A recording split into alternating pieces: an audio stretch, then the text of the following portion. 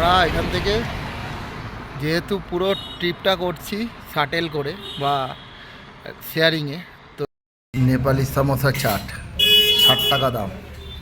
আর তার পাশে হলো এটা হলো রসমালাই, এটাও 60 টাকা। দেখি খেয়ে কেমন লাগে।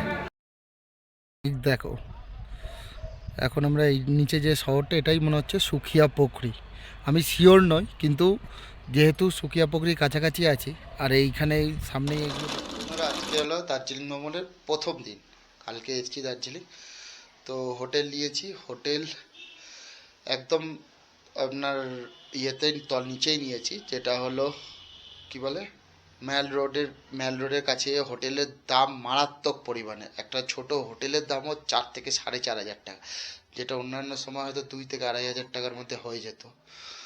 তো আমি 1,000 টাকায় একটা হোটেল নিয়েছি একদম নিচে, তেনজিং নরওয়ে যে রাস্তাটা একদম তলা, সেখানে নিয়েছি। 1,000 টাকায় 3 দিন থাকবো।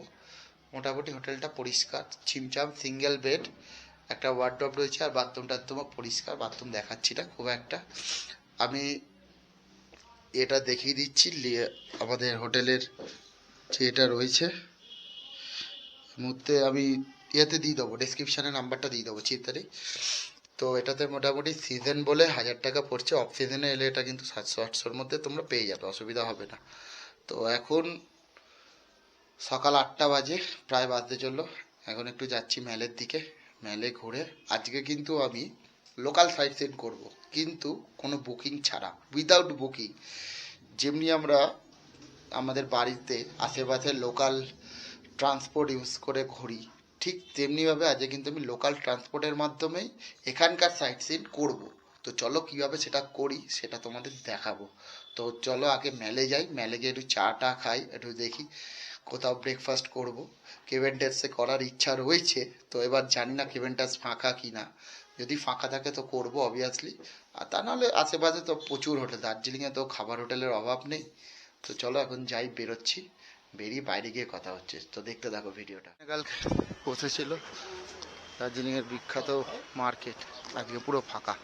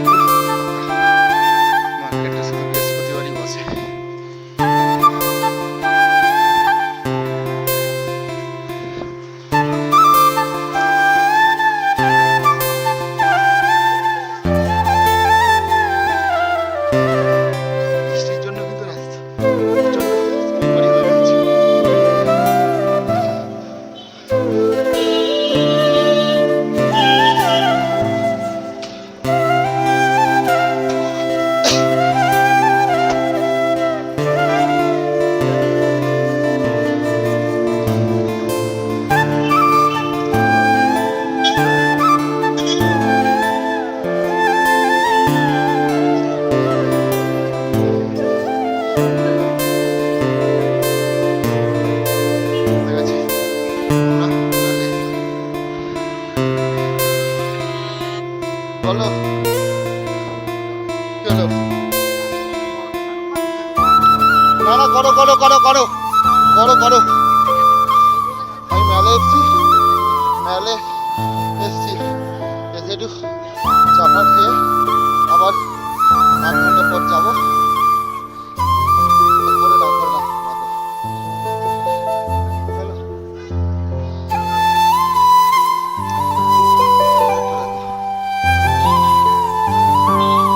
দেখুন 8টা 6 কুয়াশাচ্ছন্ন।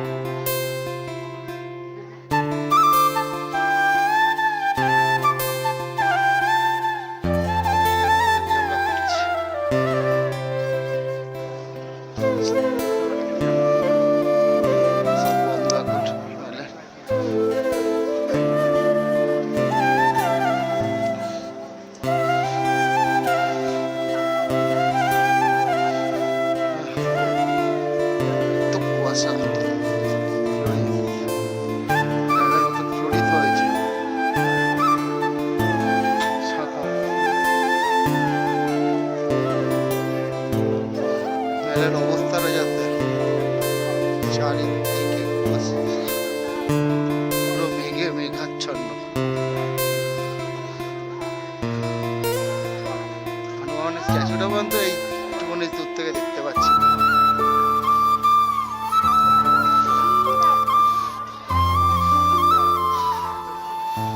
ও জাস্ট অসাম ওয়েদার।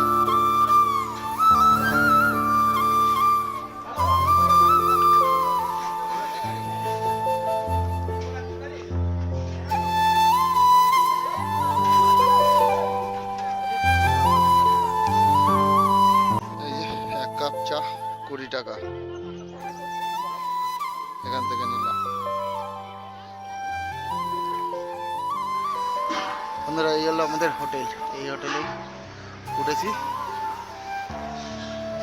চলো, এই দিক দিয়ে হলো ম্যালে রোড, আর আমরা যাচ্ছি এখন এই দিকে। তো চলো, লোকাল ট্রান্সপোর্ট ইউজ করে এখন আমরা যাব বাতাসিয়া লুপ দেখতে। চলো যাওয়া যাক বাতাসিয়া লুপ দেখতে, দেখি কীভাবে যাই। তো একদম আমরা নিচে যেহেতু রয়েছি, এখান থেকে লোকাল ট্যাক্সি বা লোকাল প্রাইভেট ট্রান্সপোর্ট পেতে অসুবিধা হবে না। আর দিনে কিন্তু জ্যামটা মারাত্মক, বাপরে বাপ।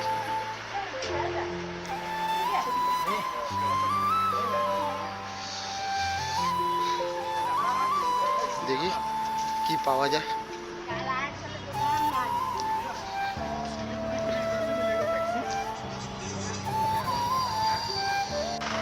তো বন্ধুরা এখন আমরা যাচ্ছি স্ট্যান্ডের দিকে। বললো স্ট্যান্ড পাবেন সামনে, সেই স্ট্যান্ডে গিয়ে আমরা নেবো শেয়ারিং ট্যাক্সি। তো চলো স্ট্যান্ডে গিয়ে দেখছি কীভাবে যাই, যে তোমাদের সব আপডেট দেবো, দেখতে থাকো।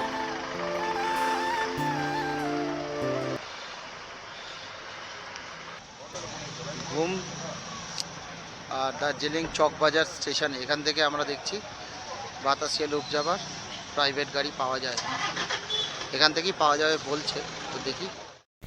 বন্ধুরা বাস স্ট্যান্ডে প্রায় 10-15 মিনিটের ওপর দাঁড়ানোর পর একটা বাস পেলাম NBSTC, যেটা শিলিগুড়ি যাচ্ছে। সেই বাসে করেই এখন আমরা যাচ্ছি বাতাসিয়া লুপের উদ্দেশ্যে। তো চলো বাতাসিয়া লুপ গিয়ে কথা হচ্ছে তোমাদের সাথে। তো 10 টাকা করে বিনিময়ে চলে এলাম বাতাসিয়া লুপে। বন্ধুরা এখান থেকে কিন্তু টয় ট্রেন যাবার রাস্তা এটাই, এই হলো এন্ট্রেন্স।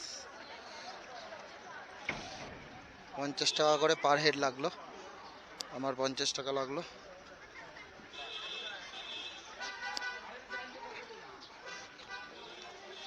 বাতাসিয়া,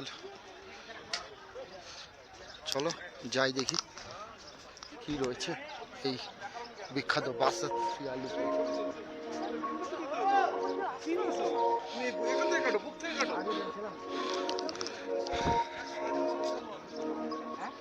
আওয়াজ হচ্ছে মনে হচ্ছে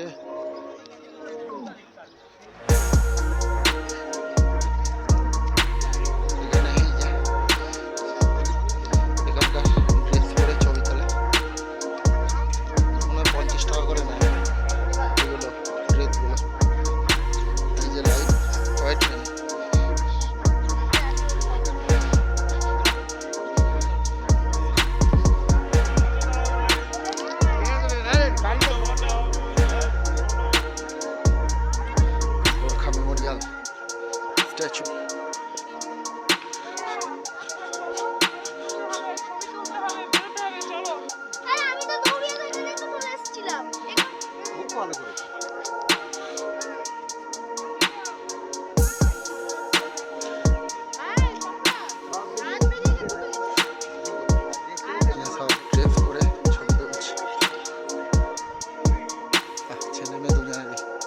কত করে নিল দাদা dress?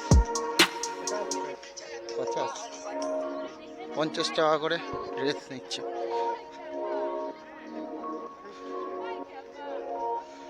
No entry, Gorkha memorial statue.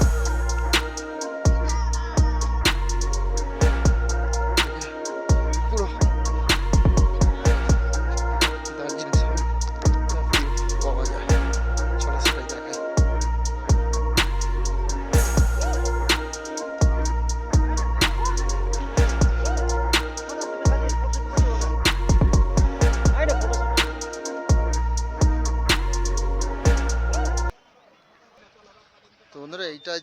দেখছো এটাই কিন্তু টয় ট্রেনের লাইন। এটা টয় ট্রেনে তোমরা জয় রাইড করলে এখানে আসবে, এবং ভেতরে এন্ট্রি ফিজের টাকাটা কিন্তু তোমাদের জয় রাইডে কাটতে হয় এটা। আর জয় রাইডে যেটা জানলাম ডিজেল হলো 1000 আর 1500 হলো স্টিম। আর ওটা শুধু বাতাসিয়া লুপ আর ঘুম মনেস্ট্রি দেখায়। তো এটা কিন্তু জয় রাইড করতে গেলে কিন্তু আগে থেকে টিকিট কেটে আসতে হবে, নাহলে কিন্তু সিট পাওয়া যায় না। আমি গেছিলাম, সিট কিন্তু পাইনি। 50 টাকা এন্ট্রি ফিস দিয়ে এটা কিন্তু সত্যি গায়ে লাগে। তো চলো এবার বাতাসিয়া লুপ থেকে আমরা এখন যাচ্ছি ঘুম মনেস্ট্রির দিকে। তো যতটুকু জানি 11:30টার মধ্যে বন্ধ হয়ে যায়, তার মধ্যে এখান থেকে মোটামুটি 1 কিলোমিটার মতো হাঁটা। তো 10 মিনিট লাগবে এখানকার লোকেরা বললো। আর স্লোপিয়ার যেহেতু অসুবিধা হবে না যেতে, হেঁটে হেঁটেই চলে যাব। তো চলো এখন যাই ঘুম মনেস্ট্রি দেখে আসি। চলো হেঁটে হেঁটে যাই এখন ঘুম মনেস্ট্রি দেখতে।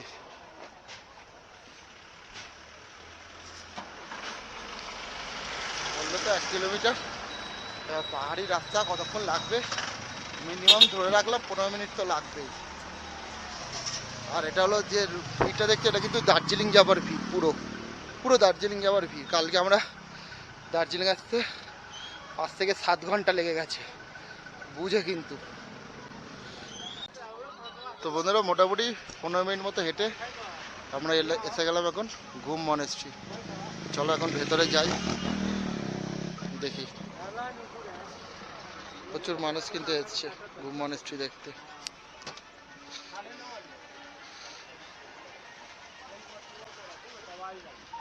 ওই দূরে দেখো ঘুম মনেস্ট্রি থেকে কিন্তু দেখা যাচ্ছে, খালি চোখে দেখা গেল টয় ট্রেন।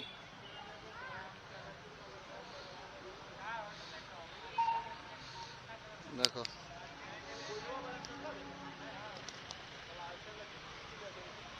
তো চলো এবার ঘুম মনেস্ট্রি দেখায়। তো ভিতরে ভিডিওগ্রাফি অ্যালাউ কিনা জানি না, যদি হয় নিশ্চিতভাবে দেখাবো।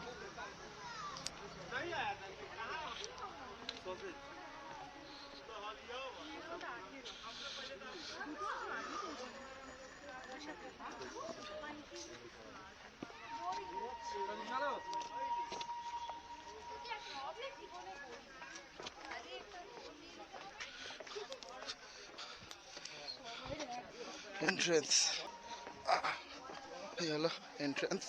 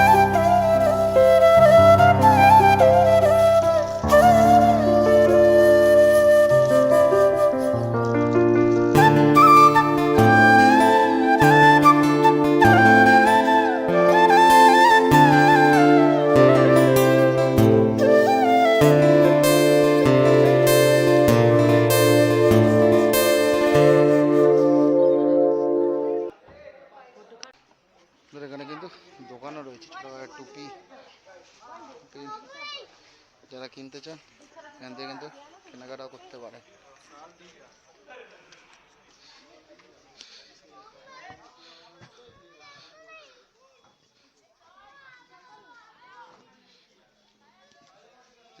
ছাতা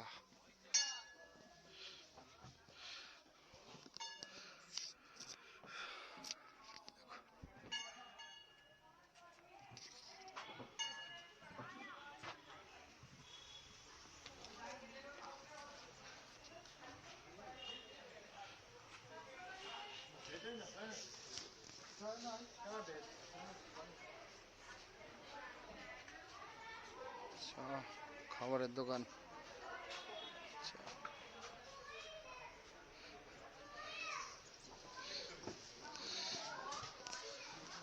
মশলাটি দামও কিন্তু দেখে নিতে পারো। এই যে খাবারের দোকানের দাম।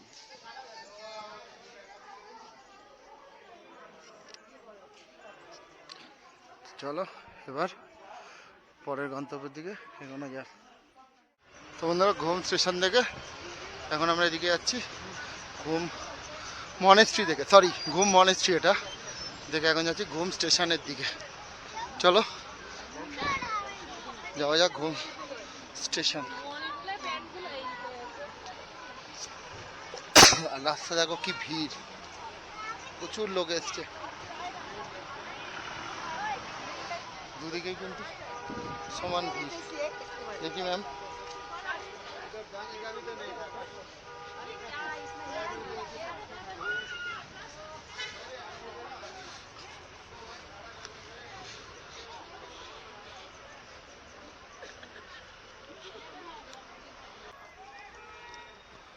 স্টেশনটা একটুখানি সামনে চলো দেখাচ্ছি।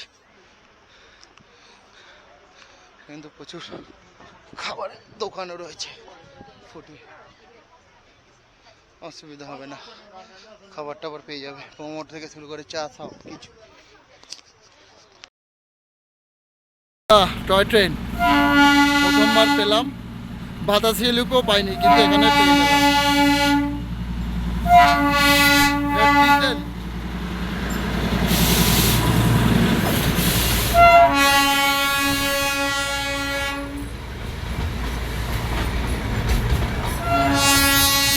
ডিজেল ট্রাকে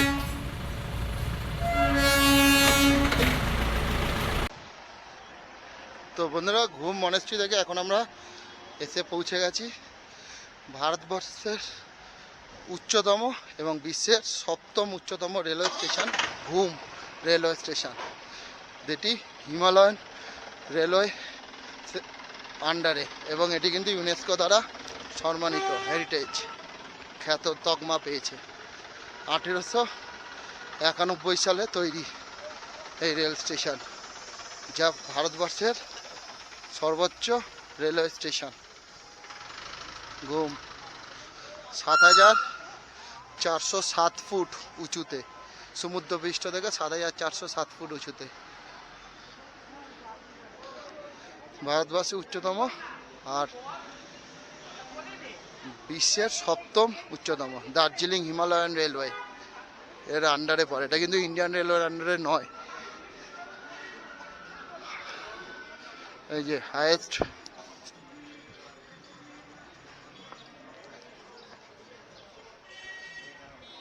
দেখো,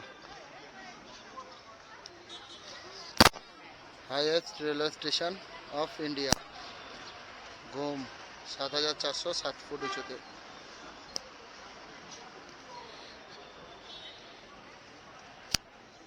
তো এখানে একটা মিউজিয়াম মতো রয়েছে, তো দেখি চলো মিউজিয়ামটা দেখবো কোথা দিয়ে ঢোকে। মিউজিয়াম, সেটা ঘুম স্টেশনের নিজস্ব মিউজিয়াম। বন্ধুরা, এখান থেকে মিউজিয়ামের টিকিট কাউন্টার, এখান থেকে টিকিট কাটতে হবে। আর ঠিক তার অপোজিটে এই হলো ঘুম মিউজিয়াম, ঢোকার এন্ট্রেন্স।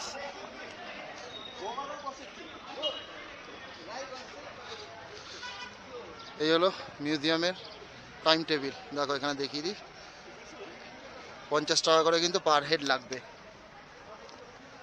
দেখো মালগাড়ি, বগি। চলো এখন মিউজিয়ামটা দেখাই।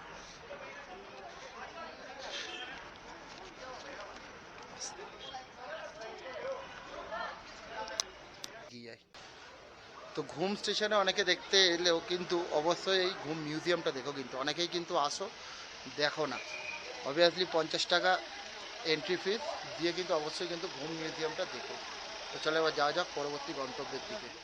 এই যে ঘুম স্টেশনের এই যে বাঁদিকে চলে যাচ্ছে, এটা হলো দার্জিলিং, আর আমরা যাব ডান দিকে।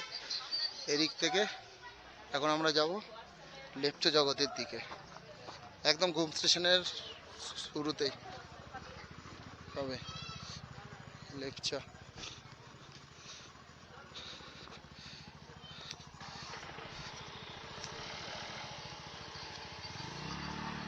দেখি লেপচা যাওয়ার শেয়ারিং ট্যাক্সি নেব।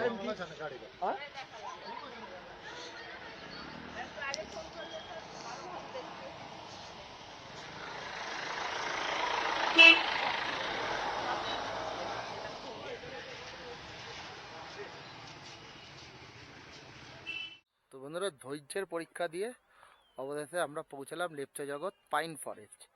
লেপচা জগৎ আলাদা, যেখানে হলো হোমস্টেগুলো রয়েছে, আর পাইন ফরেস্টে কিন্তু লেপচা জগৎ থেকে একটু এগিয়ে।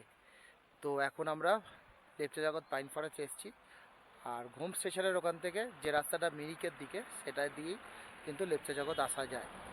তো ভাড়া কি লাগলো সেটা বলে দিই। শেয়ারিংয়ে এলাম, ধৈর্যের পরীক্ষা দিতে হলো, প্রায় আধা ঘন্টা 45 মিনিট বসলাম। তো তারপরে আমাদের নিল 50 টাকা করে কিন্তু ভাড়া লেপচা জগৎ। আগেই জানিয়ে রাখলাম, অনেকেই আমি শুনেছিলাম অনেকটাই বেশি, কিন্তু নয়, 50 টাকা ভাড়া। তো চলো এখন যাই পাইন ফরেস্ট। তো এখানে টিকিট কাটতে হবে, তো টিকিট কি পড়ছে না পড়ছে সমস্ত কিছু আমি ডিটেলস দিচ্ছি। তো বন্ধুরা, এই হলো লেপচা জগতে প্রবেশ পথ।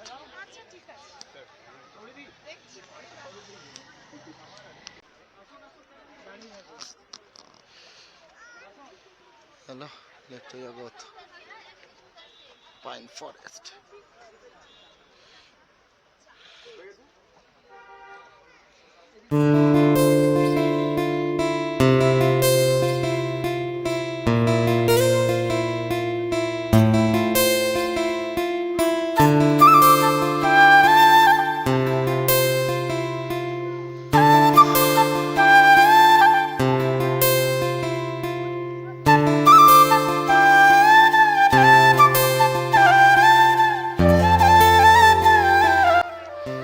বন্ধুরা, এটা হলো লেপচা জগতের হ্যাঙ্গিং ব্রিজ। সবাই কিন্তু এখানে ফটো সেশন করছে। তো আমি ওর থেকে ঘুরে এলাম, ফটো তো আর এখানে আর কাউকে পাইনি ছবি তোলানো, তো এটা দেখিয়ে দিলাম। আমার ছবি তোলা হলো না উপরে, তো তোমরা এলে কিন্তু কাপেল এসেও বা যেভাবে এসো ছবি তুলো, সবাই তুলতে ছবি।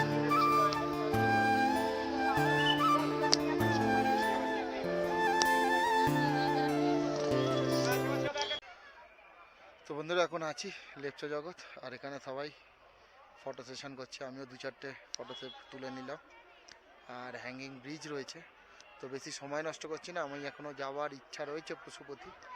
দেখা যাক পশুপতি যেতে পারি কিনা। তো দেখা হচ্ছে পশুপতি গিয়ে যদি যেতে পারি।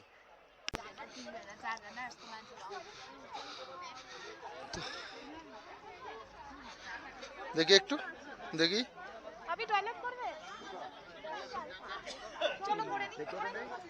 লেপচা জগতের বাইরেও কিন্তু প্রচুর খাবারের অপশন আছে, এখান থেকে কিন্তু খাবার খেতে পারো। আমরা দেখছি খাবার এখান থেকে খাবো, আর কি দাম কেমন হয় সেগুলো জেনে নিতে পারবো, তোমাদের একটা ধারণা দিতে পারবো। এখানে চিকেন মোমো নিচ্ছি 70 টাকা, ওয়াইও রয়েছে, প্লাস কোল্ড ড্রিঙ্কসও রয়েছে, জল কোল্ড ড্রিঙ্কস সবই পেয়ে যাবে। বন্ধুরা, এখন যাচ্ছি সুকিয়া পুকুরির দিকে। তো আমরা এখান থেকে যেহেতু পুরো ট্রিপটা করছি শাটেল করে বা শেয়ারিংয়ে, তো এখনও সুকিয়া পুকুরি যাওয়ার কিছু পাইনি। তো এই জন্য সুকিয়া পুকুরি হেঁটে মানে লেপচা জগৎ পাইন ফরেস্ট থেকে এখন হেঁটে হেঁটে যাচ্ছি সুকিয়া পুকুরি থেকে দেখি পথে যাবার শেয়ারিং গাড়ি হয়তো পেয়ে যাবো বললো এখানকার লোকেরা। তো তারপরে এই রাস্তার উপরে এখন ভিউ দেখো, আমরা এখন হাঁটছি কিন্তু পুরো এই ভিউ দেখতে দেখো ভিউ দেখো, জাস্ট অসাম, জাস্ট অসাম। দেখো এখন আমরা এই নিচে যে শহরটা এটাই মনে হচ্ছে সুকিয়া পুকুরি, আমি শিওর নই কিন্তু যেহেতু সুকিয়া পুকুরির কাছাকাছি আছি আর এইখানে সামনেই এইগুলো দেখতে পাচ্ছি মনে হচ্ছে এটা সুকিয়া পুকুরি। চলো এখান থেকেই এবার আমরা পশুপতি যাবার শাটেল বা শেয়ারিং ট্যাক্সি পেতে পারি। বন্ধুরা এখন আমরা প্রবেশ করছি নেপাল।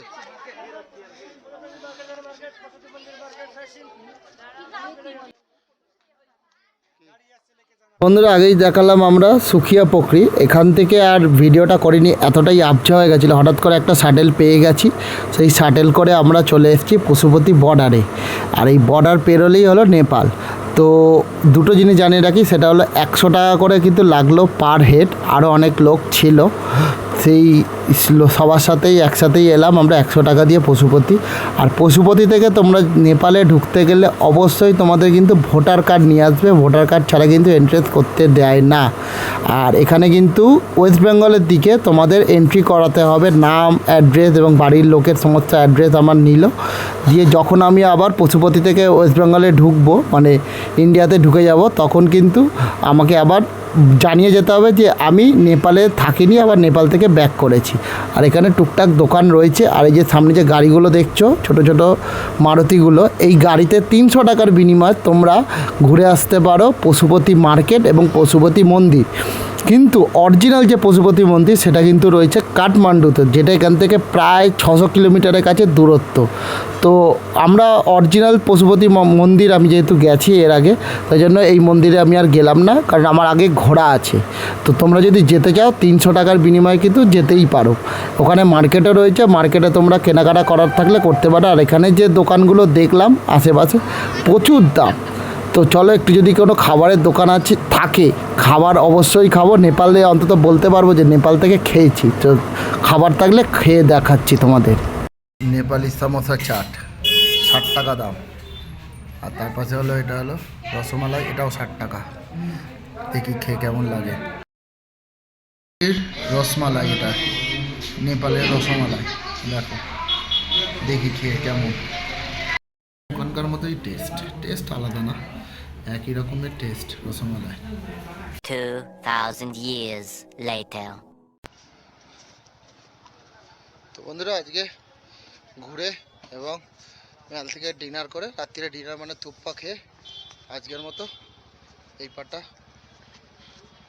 শেষ করলাম। তো দেখা হবে পরের ব্লগে, মানে থার্ড পার্টে, যেটাতে কিন্তু লোকাল সাইট সিন থাকবে। তো দেখতে থাকো পরের ব্লগের জন্য। তো অন্ধকার, লোক আলো তো নেই এখানে। তো আজকের ব্লগটা এখানেই আমি এন্ড করলাম, দেখা হচ্ছে পরের ব্লগে।